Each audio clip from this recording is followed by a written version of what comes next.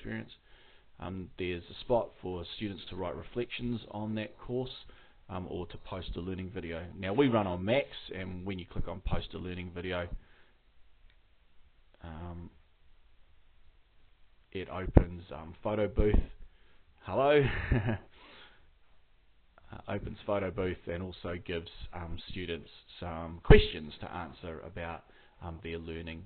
And once that's done, it also goes to the Artifacts tab, where you can insert a movie by clicking on this button or right clicking on the field. Where were we? Reflections. Text 1 is for any notes that might be needed. Notes is a sort of a simpler way of keeping that. And then space here is for learning advisors to write their comment. So we use the tab LA1. That can be changed to whatever you need. So in this case, there's a whole lot of data about how Henry did in that class. Artifacts, like I was saying, I believe there are, if I look at a learner directed goal here, see similar tabs across the front. There's no artifact in that one. Let's have a look at this one. Here we go. So artifacts can also hold pictures, and they can also hold files as well.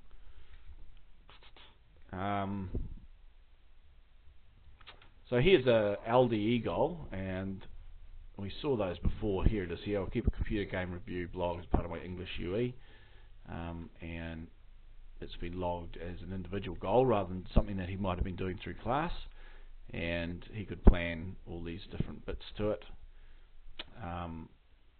In this case, he's kept a web folio. So one of the cool things about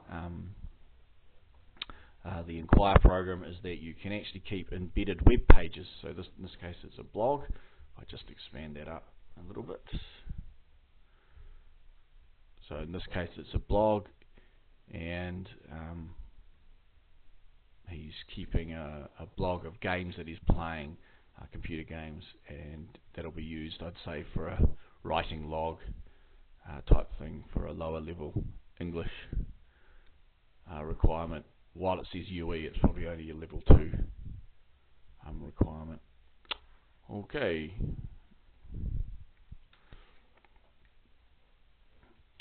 Alrighty. So really, that's sort of how it works out. The other things that are along here, we also keep our baseline data from, we use ASTL at school, but that can be changed for anything that you need. There are bits and pieces with different elements. Henry just being a test student. Perhaps if I used a different student from my home base.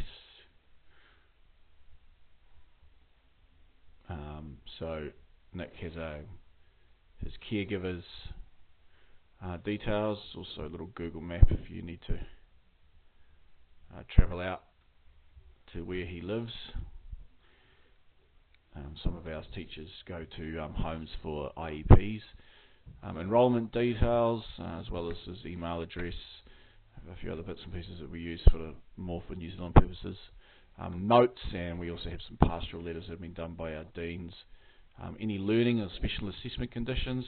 If he has a learning need, if I have a look at one of the courses that he's in, hold on a moment. So Nick, for instance, will be in this class list for this Foundation Mathematics. Here you can see Nick Johnson. And in his class, in the teacher's class list, he turns up with a red flag. And the reason for that is just to indicate to, here he is here, just to indicate to the teacher who's taking the class that he has some learning needs. If it says SAC next to it, that means he actually has special assessment conditions. Really only a New Zealand thing. A few bits and pieces on his personal background, as well as any health information. It's sort of student management system stuff. Not that we use it. For that we have our own in-house student management. And then attendance data as well from the classes where attendance has been kept electronically.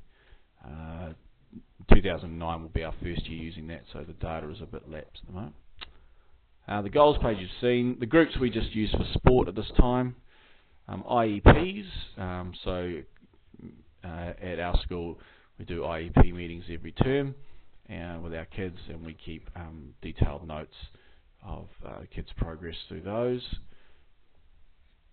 Any NCA where they might be enrolled.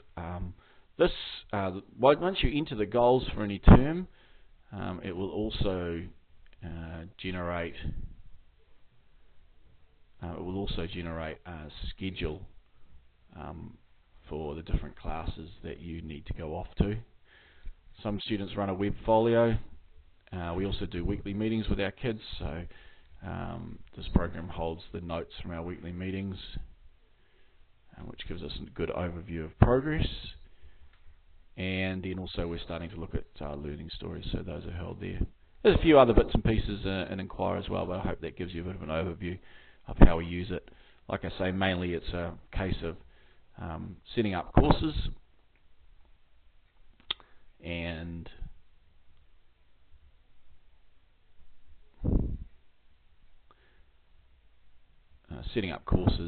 then getting kids enrolled in them. So if I was to give Henry a new course for term 4.1, click on the check mark, click on the yellow space,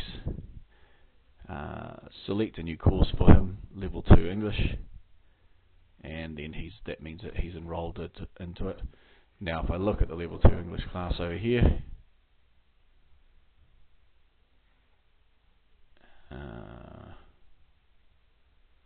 I should find that he's now enrolled in it. Oh, maybe it's this other level 2 English class.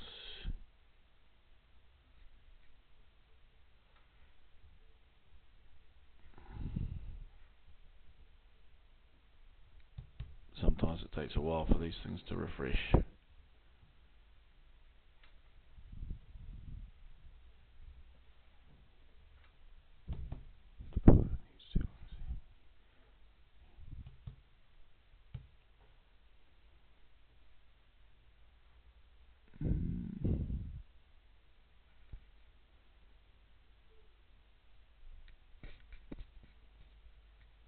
And there he is there. Okay, the other side of that, I guess, is the web browser part. And for Henry,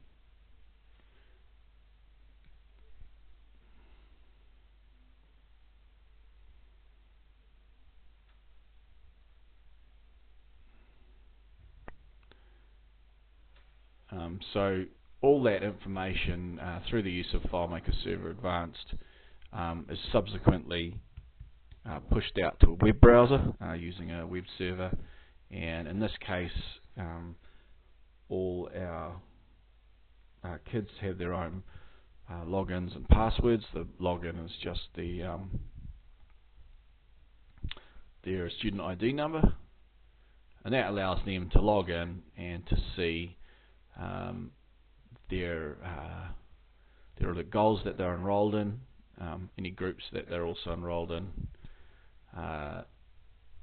Allows them and their parents to read back over IEP notes,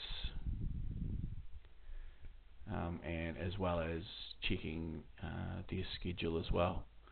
So it's quite handy. So I guess it's just like a pared down version of Inquire. It doesn't quite do so much. It's more about getting information out. It also means, however, that parents can read reports as soon as they're finished. You don't have to wait for them to come home.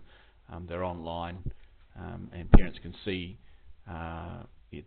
those reports, as well as check attendance where it's appropriate, and from this location they can also email direct to the teacher of that class. Alright, okay. I guess the other part of that too is that we also enabled the parents and students to be able to see all the courses that are on offer throughout the year. So if a student or a parent wants to see what level 2 mathematics courses are coming up over the year, then they can generate a drop-down list of all the possible courses coming up.